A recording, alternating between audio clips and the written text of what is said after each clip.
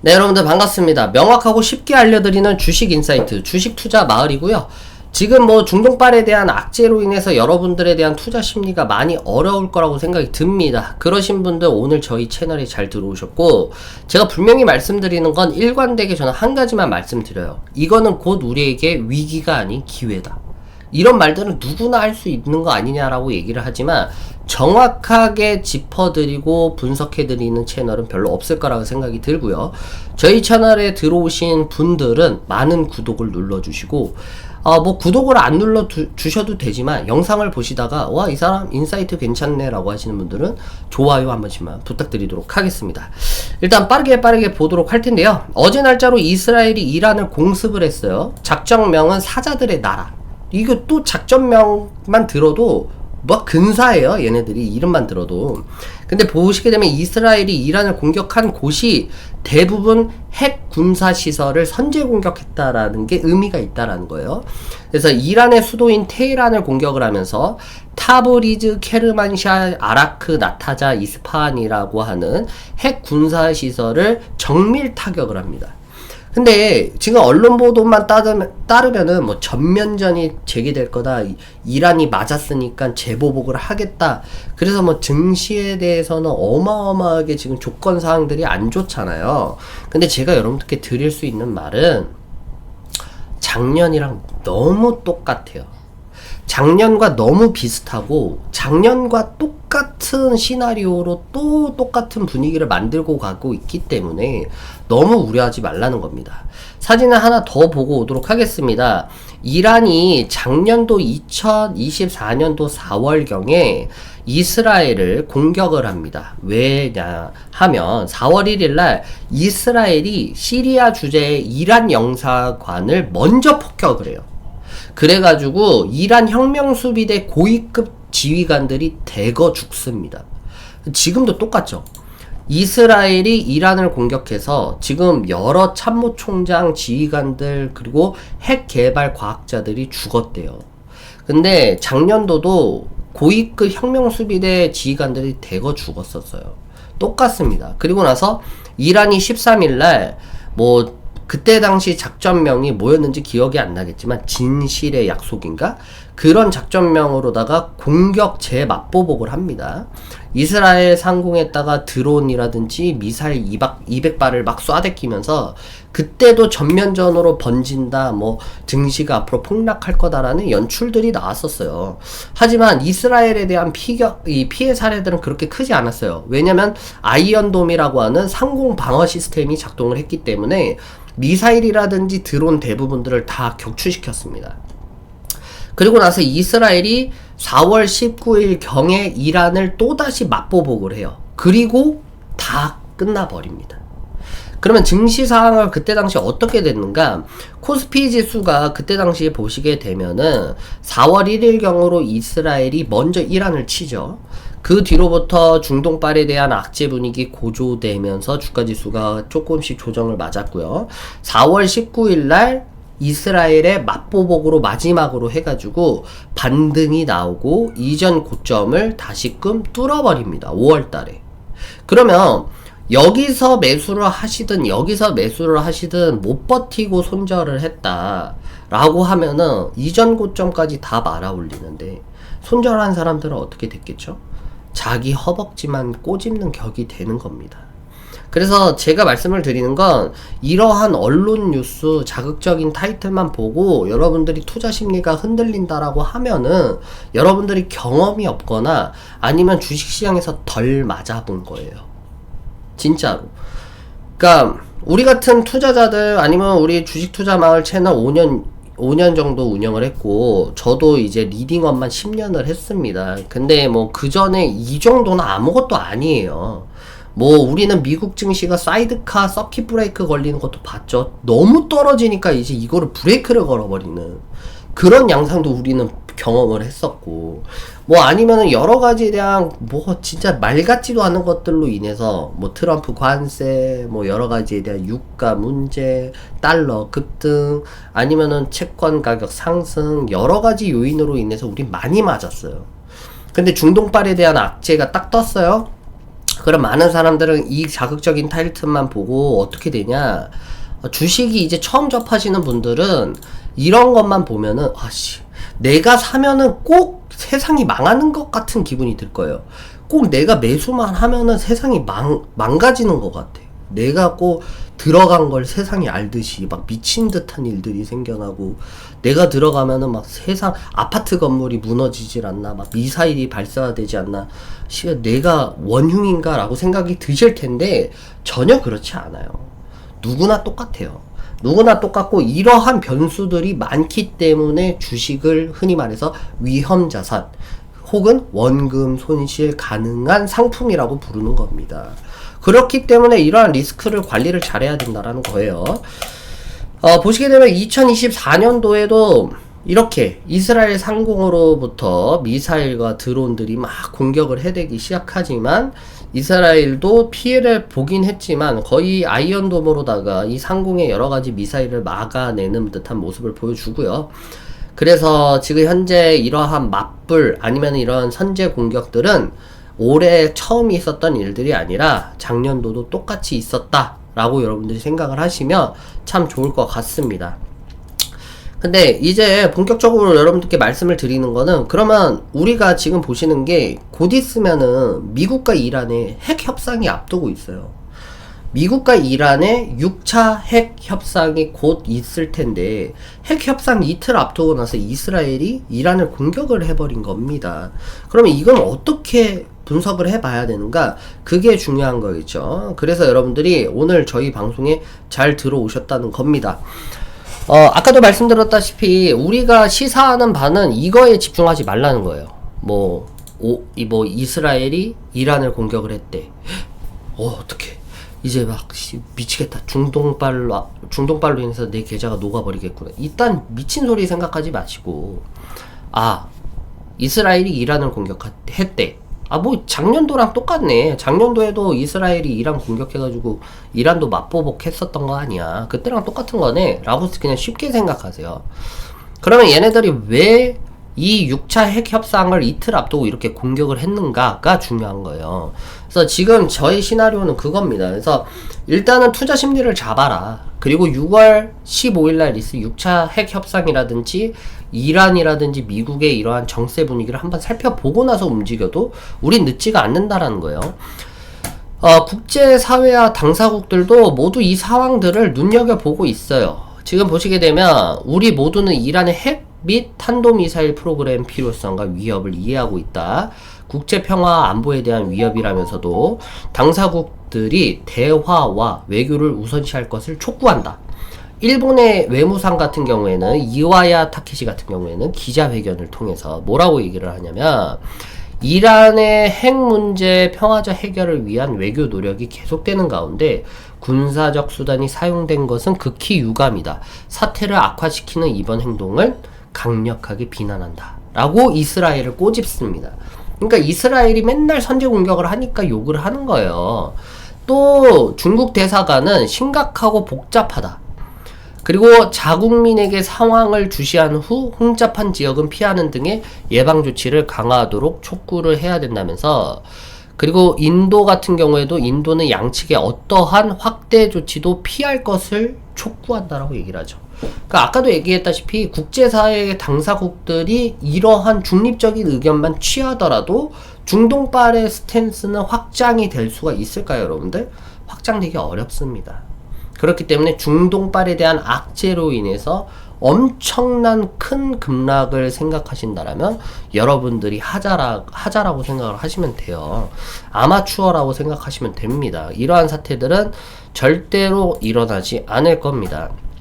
그래서 단기적인 시장의 파동은 불가피하겠지만, 왜냐면 이제 시작이니까 맞보복도 있을 거고, 또 6월 15일날 있을 핵 협상이 어떻게 될지도 모르겠지만, 이러한 불확실성이 있을 동안은 단기적인 시장의 하락은 불가피하죠. 하지만 전면전이나 경제 붕괴로 이어질 것이라는 우려는 과도하다라고 저희 주식투자 마을은 보고 있습니다. 그럼 지금 이 시점에서 왜 이스라엘이 이란을 공격했어요? 단순히 우발적인 무력 충돌로 보기에는 시점이 너무나도 절묘해요. 왜냐면 6월 15일 이틀 앞두러 놓고서는 이거를 공격한다? 이 너무 이상하잖아요. 저희 주식 투자 마을은 이번 이스라엘 공격을 정치적 전략이 숨어있는 고도의 시의성 행동으로 판단을 하게 됩니다. 베냐민 네타냐후 이스라엘 총리는요, 일단은 지금 자국 내에서도 위치가 그렇게 좋진 않아요. 왜냐면 부패 혐의, 아니면 뇌물수수 혐의, 여러 가지에 대한 스캔들로 인해서 3건이나 기소가 돼 있는 상태고요.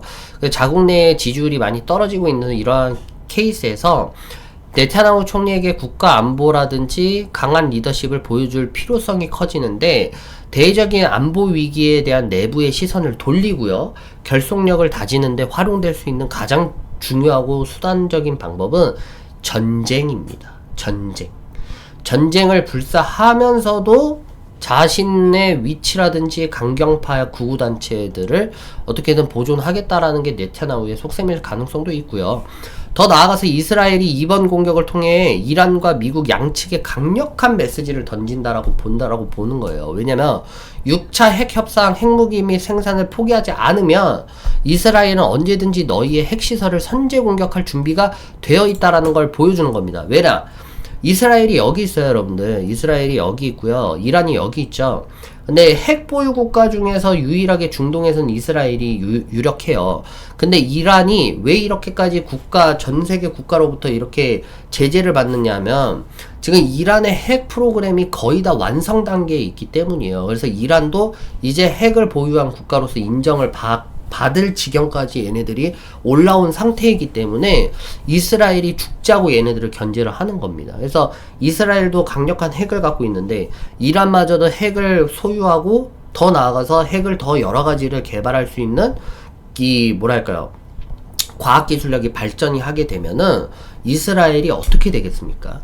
이 이란이 이슬람의 저항의 축 중에서 가장 중요한 배후에 있는 게 이란입니다. 그래서 이슬람 국가, 이슬람 종교에서 거의 한 1인 계급까지 있는 게 이란이기 때문에 이스라엘과 이란의 종교적인 문제들, 그리고 앞으로 이스라엘은 저항의 축들인 이라크, 이란을 포함해가지고 예멘이라든지 이런 애들 다, 팔레스타인들까지 다 저항의 축들 제거해야 된다라고 얘기를 하고 있는데, 이란 같은 이슬람 종교를 갖고 있는 국가들이 핵을 보유하고 차후에 중동발에 대한 전쟁을 대비를 하게 되면 아무래도 이제는 볼 게 뭐가 있어요? 핵전쟁밖에 더 있어요.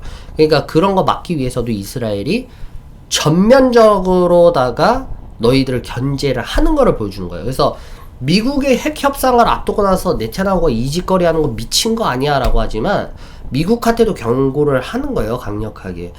핵 협상 테이블에서 정확하게 이란의 핵 협상을 끌어내지 않으면 우린 계속해서 이 전쟁을 할 수밖에 없다라는 거를 보여주는 네타냐후의 하나의 형식일 수도 있을 거라고 보는 거죠. 그래서 이스라엘의 안보 우려를 심각하게 받아들여라 라고 미국에게 경고를 하고 있다라는 겁니다. 그래서 지금 현재에 대한 압박들이 어떻게 보면 핵 협상의 결과를 자신들에게 유리하게 이끌기 위한 레버리지 효과가 사실 확보되는 전략이기도 할 수도 있을 것 같아요. 왜냐면 이스라엘 이란 공격으로 핵 관련, 그리고 참모총장, 그리고 과학자들이 대거 죽었대요. 지금 보시게 되면 사망한 사람들입니다.